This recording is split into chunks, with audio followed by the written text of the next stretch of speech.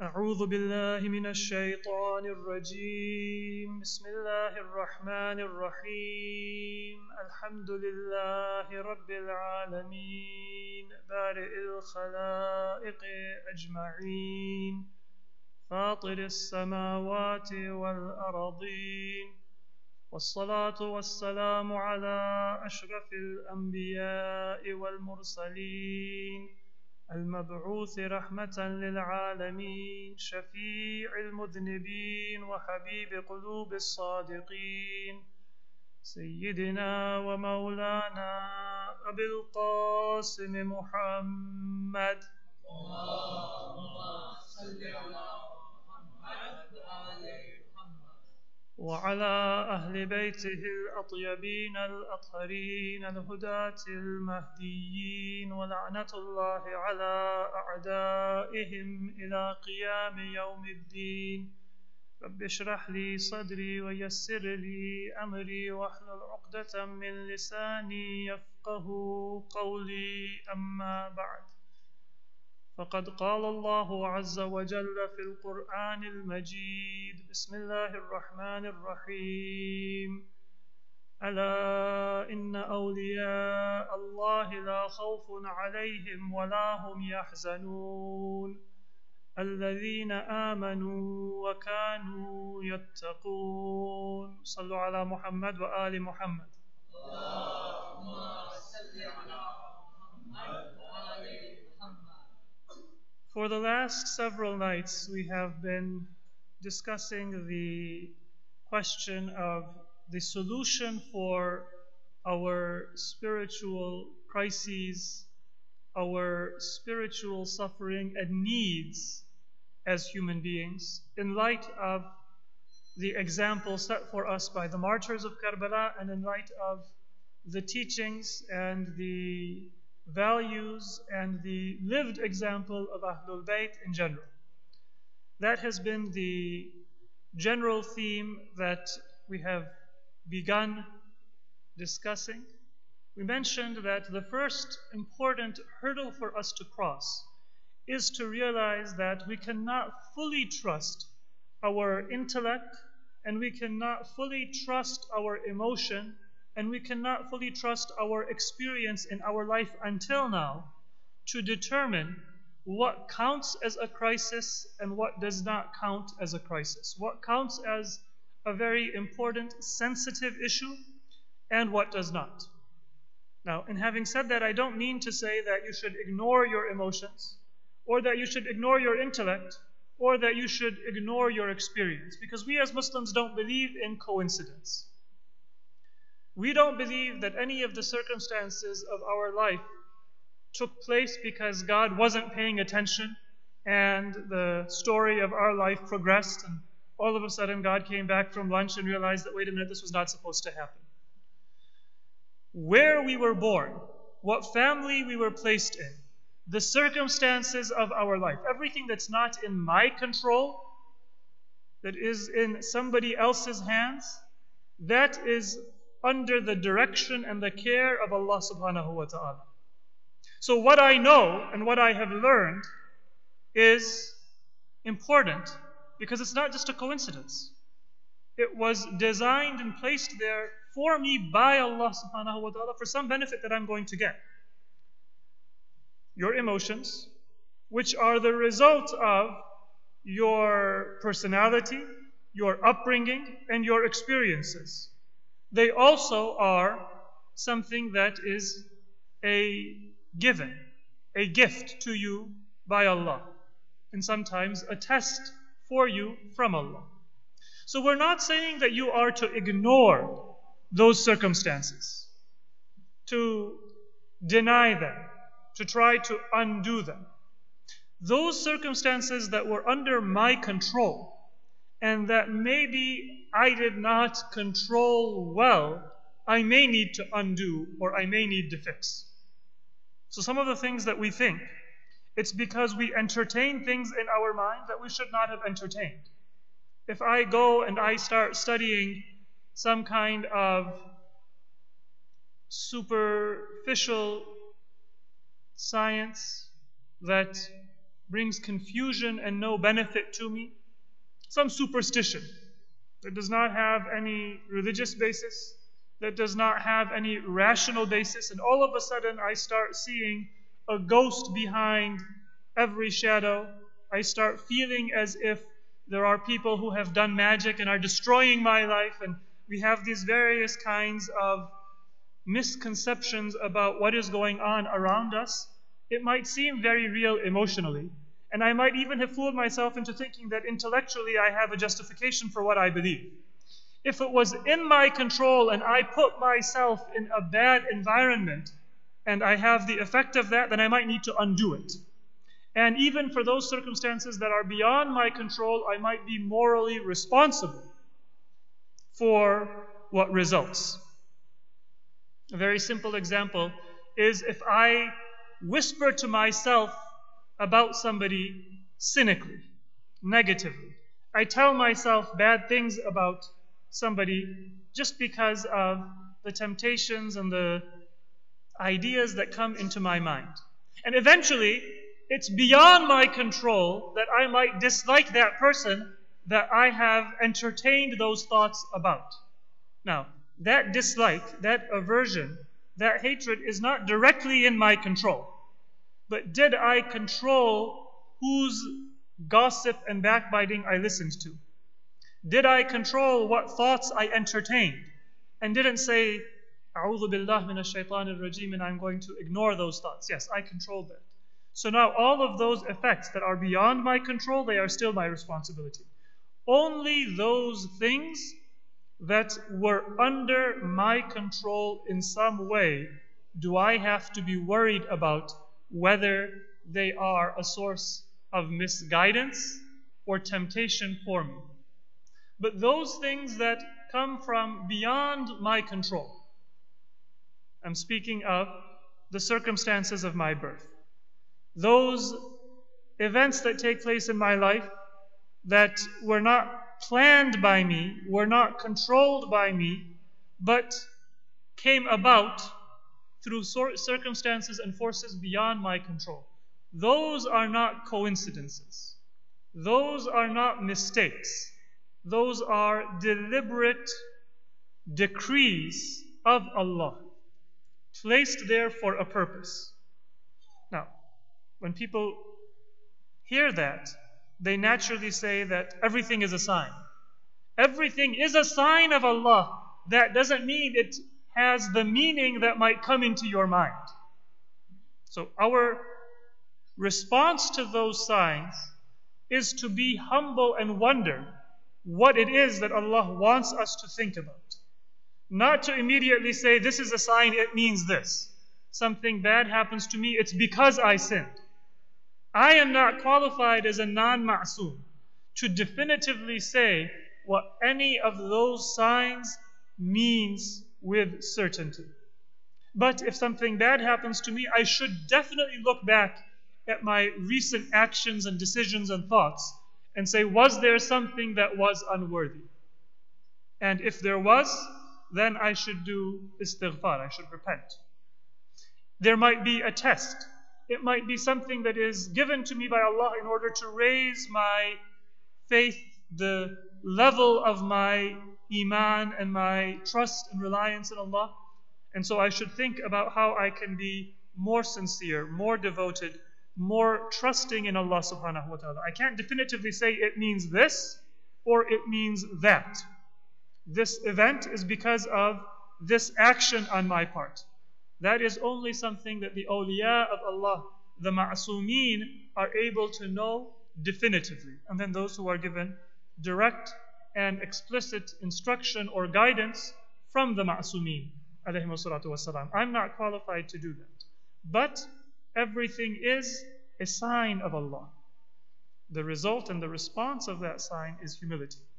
So we're not saying don't trust your experience, your emotion, your intellect, your thought. What we're saying is that recognize that there is a process of ta'aleem and of tazkiyah, of learning and instruction, and of purification that we are undergoing.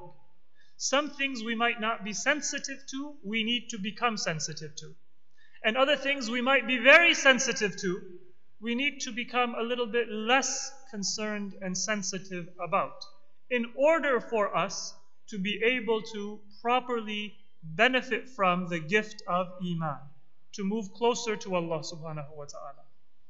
I gave an example yesterday of the hadith of our fifth Imam, Imam Muhammad al-Baqir alayhi salatu was-salam.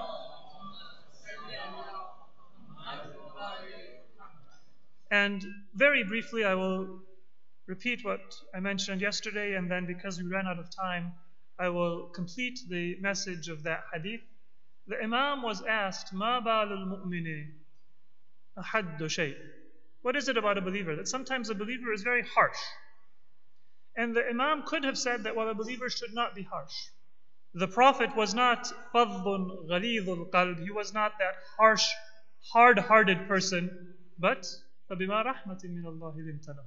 Out of the mercy of Allah, you show kindness, O Prophet, to the people, even when they're not worthy of that kindness. When they come to you with jafa and with harshness and with barbaric character, you respond with softness. Imam could have said that that is not the sunnah of the Prophet, that is not the character of the Prophet.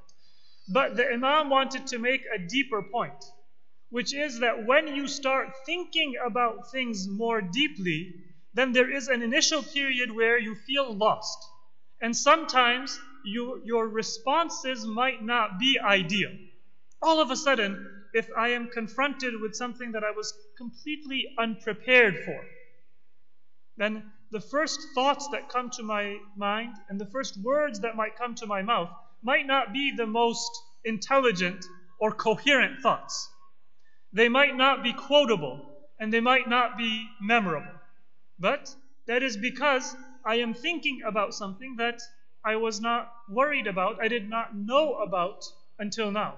If it's worth thinking about, then that process of being lost and thinking and saying things that I'm not fully aware of and fully in control of is also worth it. But if that underlying concern is not worth it, then all of those mistakes that I make, they will also lead me further astray. So what is it that causes that believer to sometimes be harsh? Sometimes not appreciate where to show kindness. It is because لأن عز القرآن في قلبه ومحض الإيمان في صدره. Because the believer is thinking about the message of the Quran. Because that person is saying that I am a servant of Allah.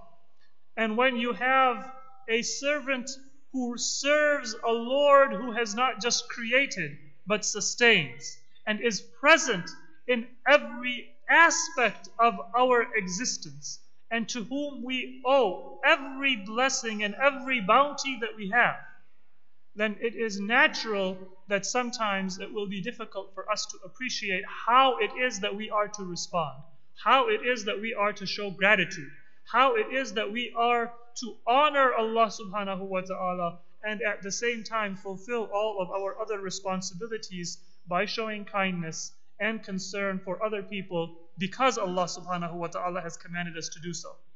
And so the Imam begins by saying that respect that challenge that the believer has. They are living a deeper life than somebody who does not have that concern. Somebody who is only concerned about their own happiness and their own well-being and their own economic security and their own health, they only have a very limited number of concerns to worry about. At most, they might be concerned that my family and my children should be taken care of. I'll have a college savings account for their education. I'll have a life insurance policy in case, God forbid, I die before they are able to support themselves, and that is their concern. They're not worried that are my children also going to be believers? And are they going to worship Allah subhanahu wa ta'ala? And are they going to pass on this message and this service to the truth through their generations as it reached us from our previous generations. That person doesn't have that concern. So it's very easy for them sometimes to be easygoing or carefree, not be harsh or restrictive with their children because they're not worrying about certain things that a believer is worried about. Now, as a believer progresses in Iman, as we will talk about, then they begin to increase in their trust in Allah and their response even with their children. And the way that they want to encourage their children to carry on that faith and that illumination of Iman is not going to be from a position of insecurity and a position of worry, but it will be from a position of infinite trust in the mercy and the grace of Allah, that Allah cares for my children and He cares for their faith even more than I care for them and I care for their faith. But that takes time. For many of us, we're not going to get it right with our children. We're going to get it right, hopefully, if we are lucky, with our grandchildren, inshallah. We'll make it up to our children by being good for our grandchildren. The point is that as community members, we should give each other that space. The same thing comes from the second part of the hadith. مَا بَالُ الْمُؤْمِنْ أَشَحُّ شَيْءٍ. Believers might sometimes be stingy. And the Imam says that, well, if you're trying to earn your rizq from halal, you're trying to fulfill all of your responsibilities, then of course you're going to have a completely different concern than somebody who is living off of somebody else's effort. Sometimes you have people who are working and they're earning an income, but they're not paying rent. Any of our young community members who are still living at home, their parents don't charge them rent. They don't charge them for their food and insurance, and they might have even continued their cell phone payment and their car payment and maybe even the health insurance thanks to Obamacare as long as it lasts. They're on their parents' health insurance policy, and so whatever they earn, it's theirs. It's easy to take a vacation. It's easy to go and eat out every night, and you wonder why your parents are always throwing cold water or are always concerned about finances. So that shuh is not stinginess, it is responsibility. It is far better to be stingy in that way than to be carefree and not feel a sense of responsibility to anyone or for anyone else. But then the Imam says that when the believer spends, you might think that they're stingy, but لَا يَضَعُهُ إِلَّا فِي حَقٍّ. They only spend what Allah has given them at the right time and in the right place. You're thinking of them as being stingy, but they're concerned about making sure that not a single penny of their earning goes to something that is haram or is withheld from something that is wajib. وَمَا بَالُ الْمُؤْمِنْ أَنْكَحُ شَيْءٍ. And I'm not going to translate that. This is some motivation for those of you who don't speak Arabic to learn Arabic, because you're not going to get a precise translation for some parts of the hadith. Those are going to be censored. Sallu ala Muhammad wa ali Muhammad.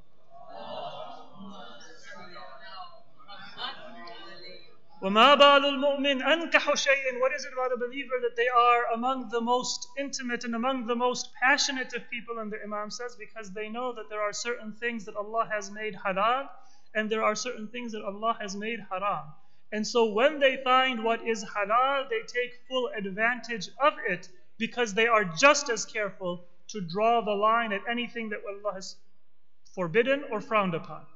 Because they are concerned about avoiding anything that is haram, they take full advantage of that which is halal. Sometimes people might say that how can a person be spiritual if they spend so much time concerned about their family affairs, if they are so concerned about looking after their family. And then sometimes in our families, in our cultures, we have negative stereotypes about people who dote on their spouses, who look after their children and are specially concerned about that relationship. In the time of the Prophet, Arabs also used to look negatively upon people who showed a particular honor to their spouses, who used to play frequently with their children. They would look at the Prophet playing with Imam Hasan and Imam Hussein, and they would be surprised.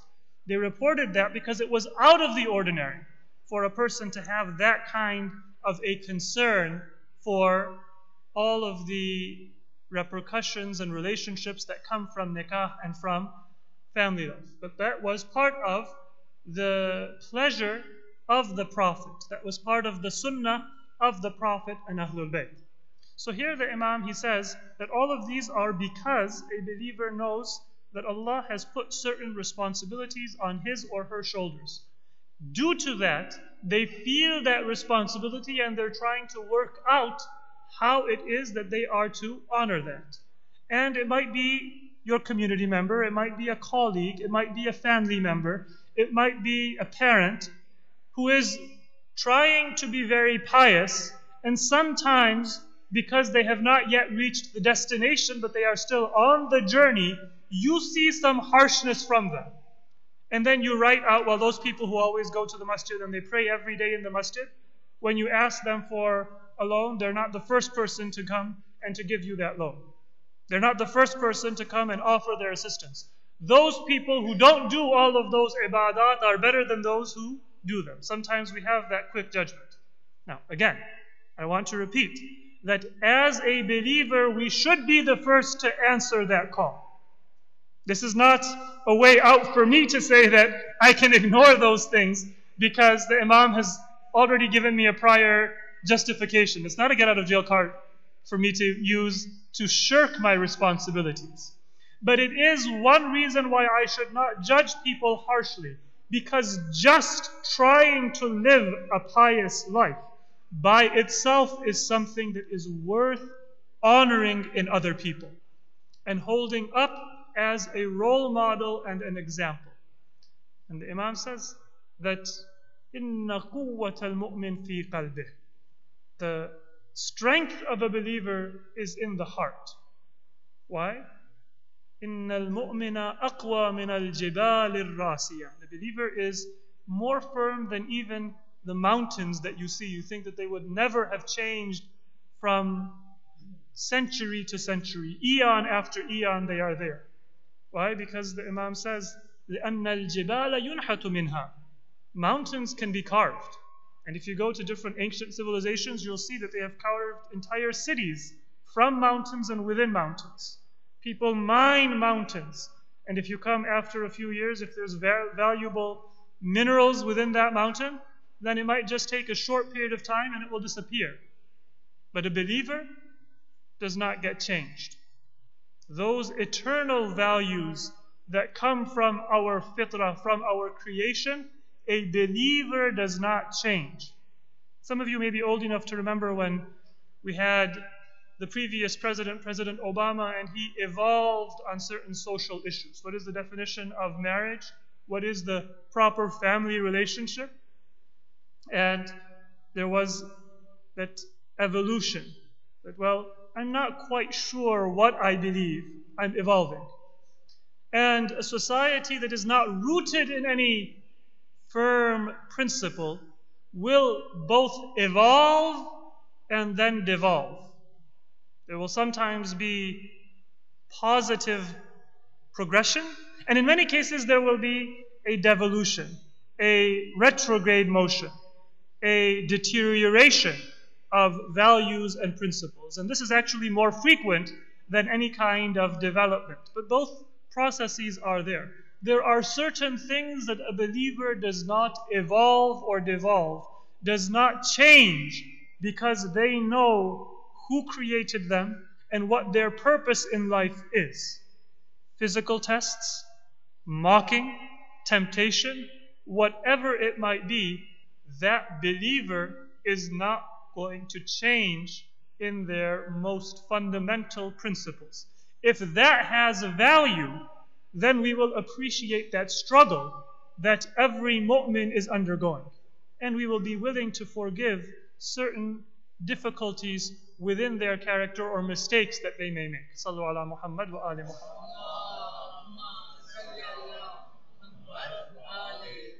Now, in this hadith, we find that the Imam has given us one further instruction, which is that a believer knows that there are certain things that Allah has forbidden for us and other things that Allah has permitted. and they take full advantage of what Allah has encouraged and permitted, and they avoid those things that Allah subhanahu wa ta'ala has prohibited. And this is the next crisis that I would like us to look at. And many of us, we might not think that it is a crisis. That is, how is it that we can entertain ourselves and amuse ourselves?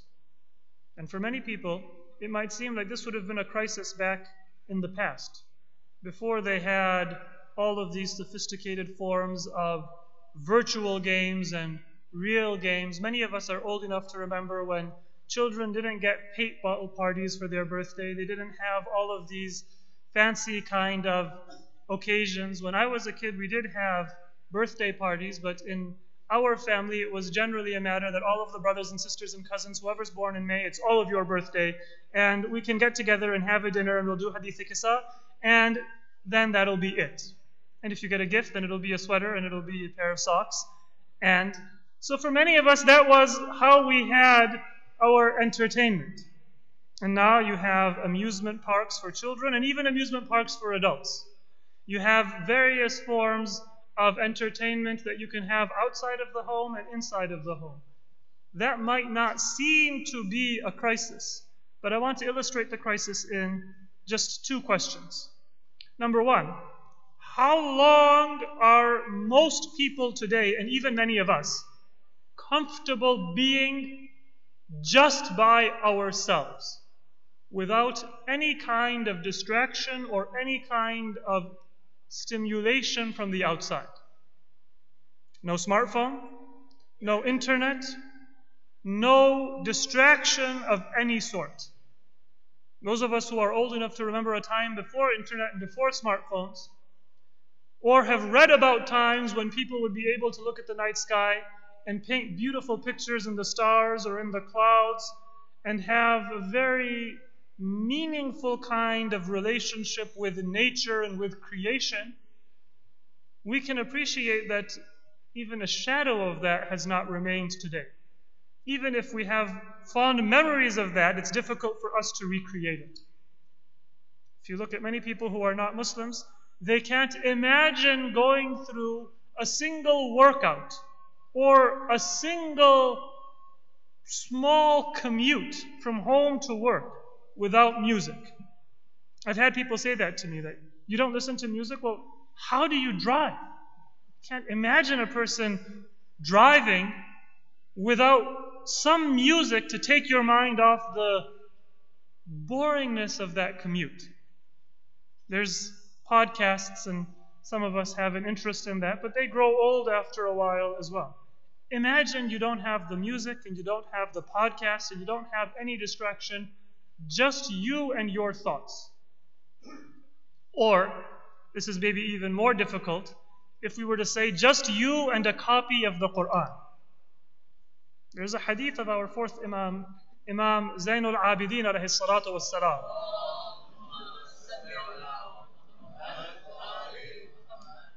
He says that if I were ever left alone without any companionship, and before I complete the hadith, let me just make the point that some of us have this misconception that our Imams may have enjoyed solitude and being alone. Our Imams, Ahlul Bayt in general, were the most social people of their time. Imam Zainul Abidin, after the events of Karbala, had probably the largest number of dependents that he supported in Medina from his own family, the family of those people who had to flee Medina because they were under persecution, slaves that he had bought and raised in order to set them free in the future when they were ready. Many other people, hundreds of people over the course of his life, were the direct dependents of Imam Zainul Abidin.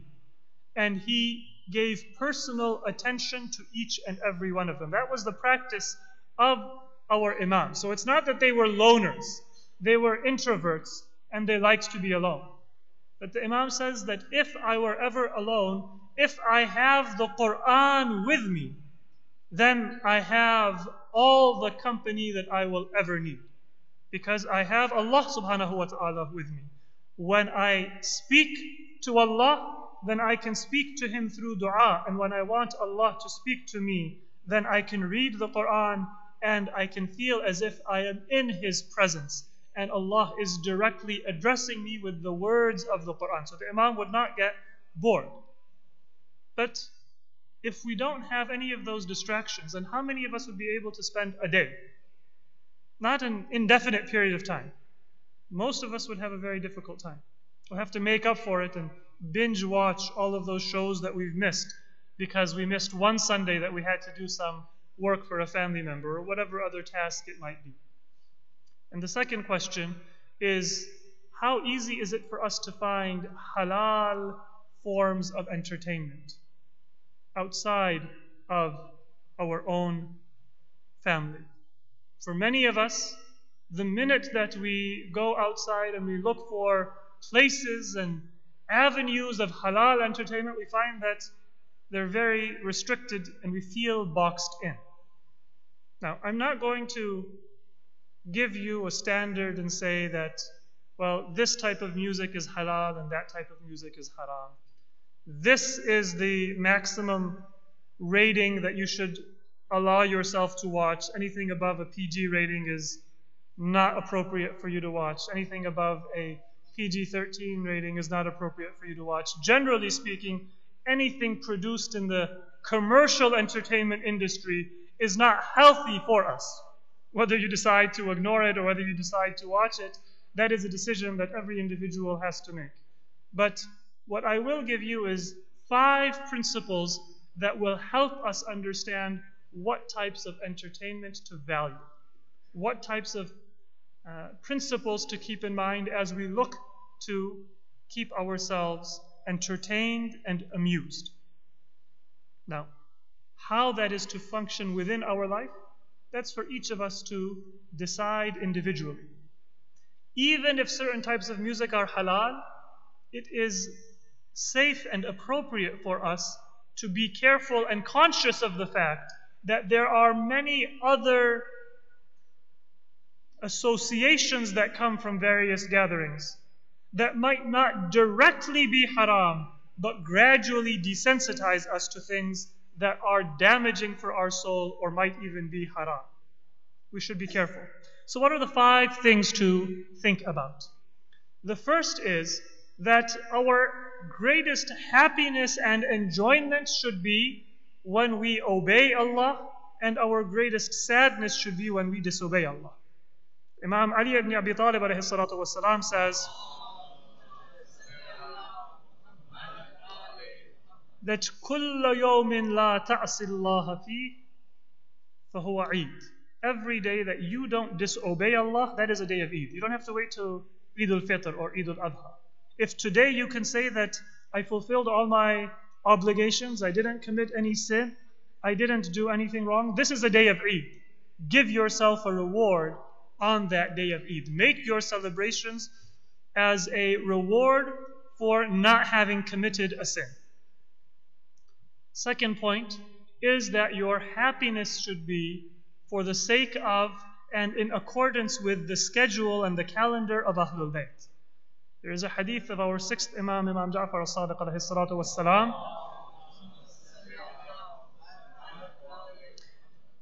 that Rahimallahu Shi'atana, may Allah have mercy on our Shia. خُلِقُوا مِنْ فَاضِلِ طِينَتِنَا. They were created from the remainder of our own dust. That material and substance that Ahlul Bayt were created from. Imam Ja'far Sadiq says that our Shia were created from the remainder of that same substance. وَعُجِنُوا بِمَاءِ وِلَايَتِنَا. And they were mixed with the water of our wilayah. This is a connection that is much deeper than a physical connection, much deeper than a genetic connection. Sometimes people, they send their saliva to one of these companies that tests their genes, and it tells them that you have 2% connection to a particular race, and they feel now some sort of a connection and some sort of a relationship with that race that they were never part of. It might have been thousands of years in their past, but on some level they feel a connection.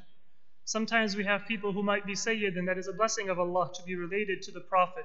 But a Sayyid only deserves respect through and because of the Prophet, not because of something intrinsic in that person. That is the honor of the Prophet that is carried over, and because of the Prophet, his descendants are given worldly honor. In the hereafter, those people who are going to be honored are going to be the ones who have the wilayah of the Prophet. That is all of the Shia, whether you be a genetic descendant of the Prophet or not. If you are a lover of Ahlul Bayt, then you were created from their substance, and your creation was mixed with the wilayah and the water of their love. That is how your soul and your very existence was irrigated. And the Imam says, this is why يَحْزَنُونَ لِحُزْنِنَا وَيَفْرَحُونَ لِفَرَحِنَا. They feel sad when we are sad, because they are from us. They are part of us. They are an extension of us. And they are happy when we are happy. So if you want to celebrate, if you want to enjoy things, then don't make it just about your birthday or about the 4th of July or about a meaningless holiday or about some other anniversary. Try to tie it to Ahlul Bayt. That will automatically guide us to forms of entertainment that are healthy and wholesome. It will preclude certain possibilities from us. So number one is that you celebrate when you obey Allah. Number two is that your celebration and your sadness is because of Ahlul Bayt. Number three is celebrate when you have fulfilled a need of a fellow believer. That is when Ahlul Bayt would show the greatest happiness in their life. Meet the need of somebody whose need you are able to fulfill and somebody else might not be able to do that. The Prophet said, even if it's just giving them a date, even if a date in the sense of a date, food, even if it's just a matter of feeding them something that they would not otherwise be able to enjoy the sweetness of, the taste of, meet their need. And then related to that, number four is إِدْخَالُ السُّرُورِ عَلَى الْمُؤْمِنِ. Very beautifully illustrated in a hadith of our sixth Imam, Imam Ja'far al-Sadiq alayhi salatu wassalam, that when a person dies, that person will be all alone. Ponder when everyone, even our most devoted family and friends, is going to depart us, and we will be alone with our Creator at death. And the Imam says that there will be a very handsome, a very friendly figure that will come to some believers at that time and say, Abshir, don't worry, I'm with you. And then whenever that person is asked in the grave or on the Day of Judgment, at any of those difficult times, something scary comes to cause worry, that person will say and reassure the believer that don't worry, I'm with you. Allah is going to reward you with Jannah. Until that person brings the believer to the gates of Jannah. And at that time, the believer will say, who are you? You have made this entire journey from the moment of death through the grave to the Day of Judgment easy for me. And then that person will say, أَنَا السُّرُورُ الَّذِي يَدْخَلْتَهُ عَلَىٰ أَخِيكَ الْمُؤْمِنِ. I am that happiness that you put into the heart of your fellow believer. If you can make a believer happy, then you want to celebrate, you want to enjoy something, find somebody that you can include into that happiness. And Allah subhanahu wa ta'ala will place barakah and blessings in that, and it will remain with you even after this life. So number one, happiness when we obey Allah. Number two, happiness and sadness for the sake of Ahlul Bayt. Number three is meeting the needs of our fellow believers. Number four is bringing happiness to our fellow believers, mu'mineen and mu'minat. And number five is don't have the most important concerns of our life be material blessings. Amir al-Mu'mineen Ali ibn Abi Talib alayhi salatu wassalam,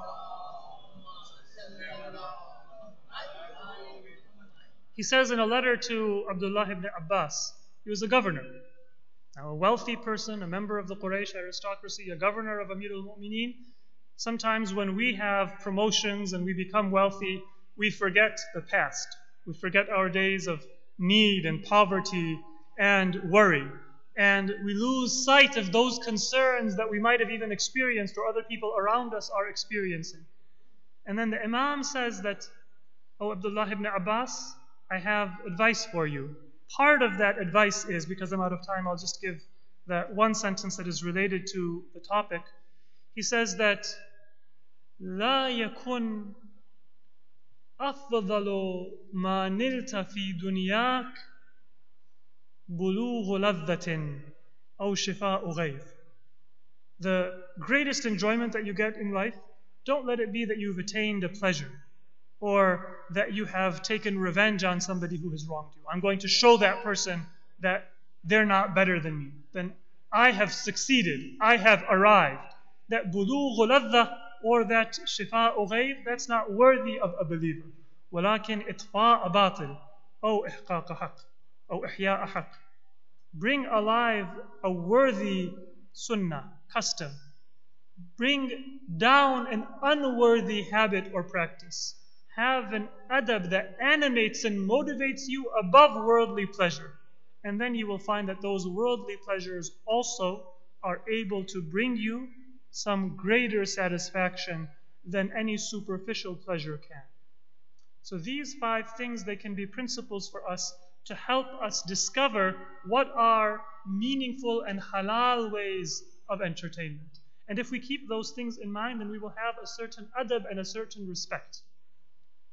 And that adab and that respect will guide us even if our circumstances are not always ideal.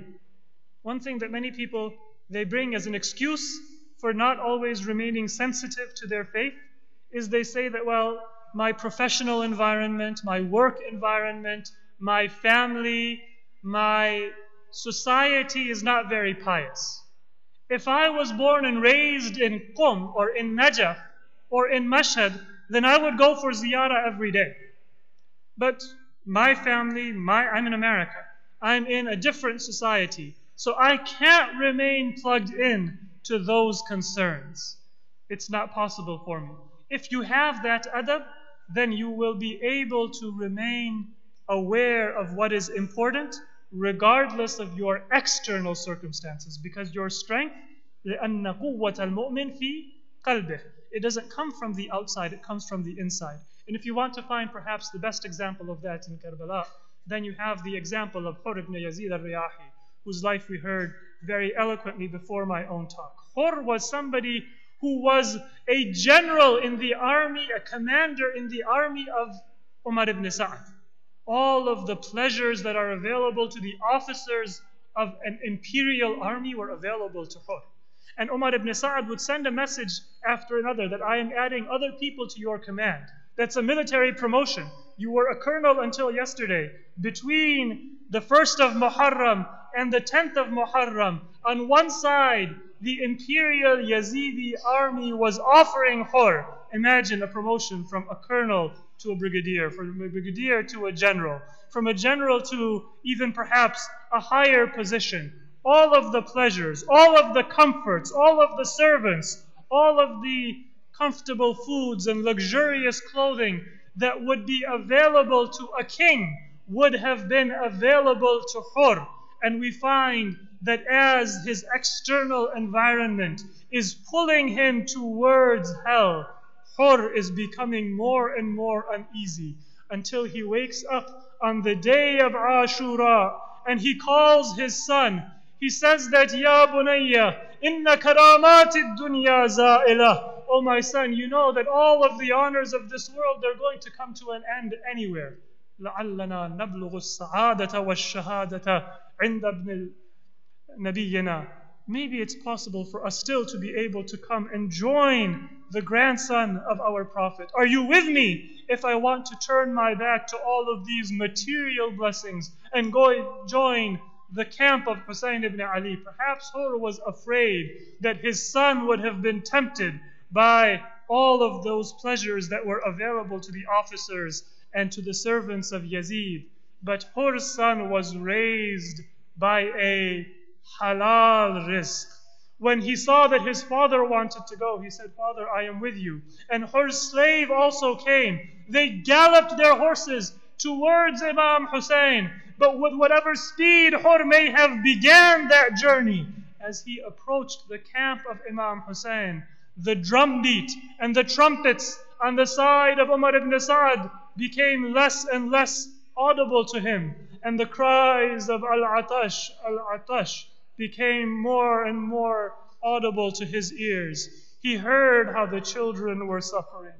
He saw how the thirst had affected all of the members of the camp of the Imam. His eyes began to come down. And it is said that although he left his camp on a horse, by the time he arrived at the Imam, this was no longer a commander of the army of Umar ibn Sa'd.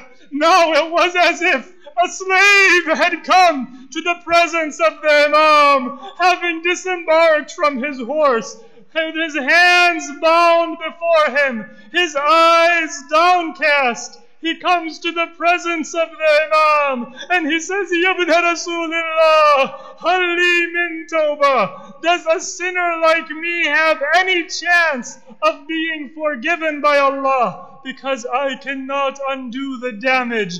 I cannot undo the thirst. I cannot undo the sleepless nights. I cannot undo the danger and the siege that the family of the Prophet is suffering. I feel as if the gates of heaven are closed before me.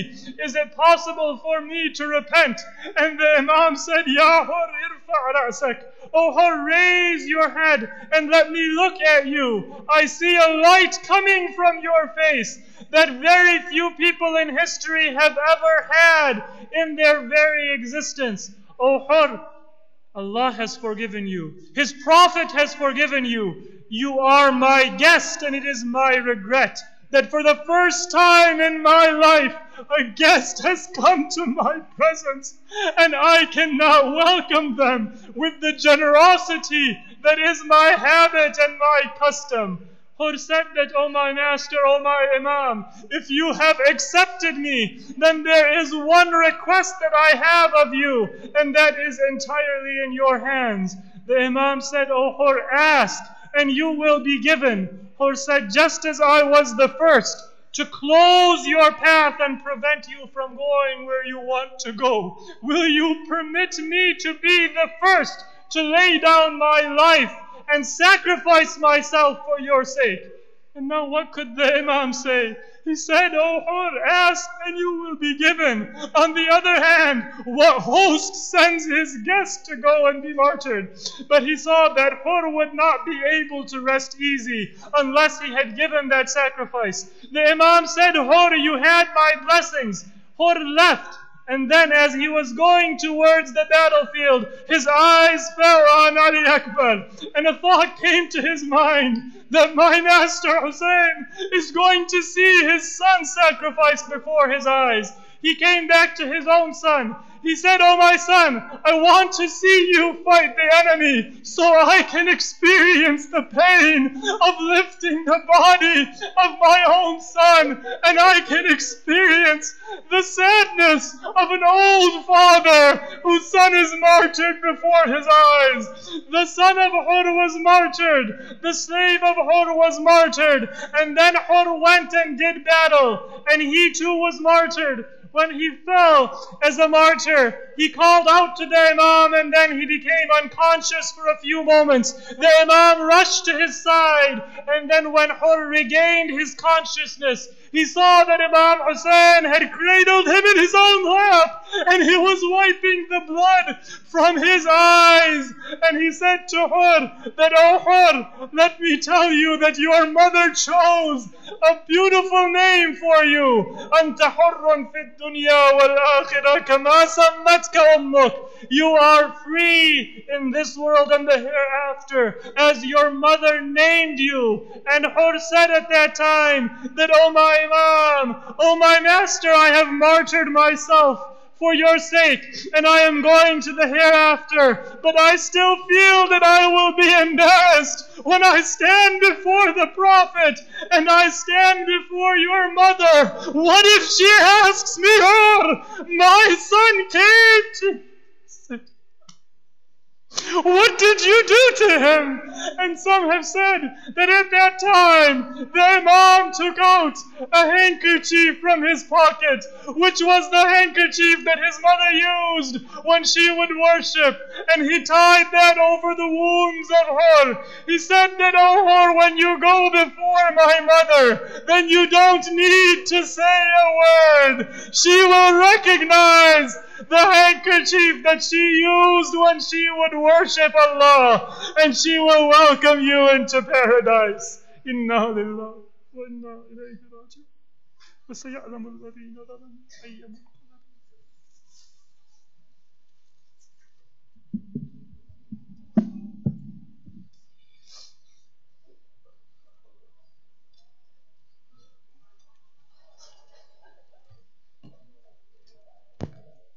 Jazakallah. Recite another loud salawat.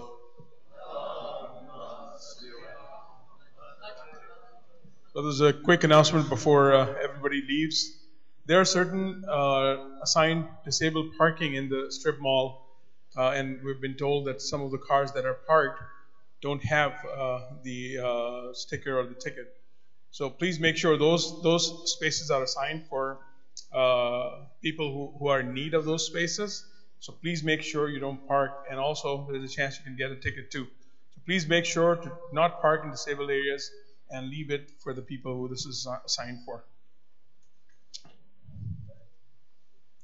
With that, I would now request Janab Samar Abbas Sahab to please come forward with the recitation of Salam and Marsiya. Recite a very loud salawat.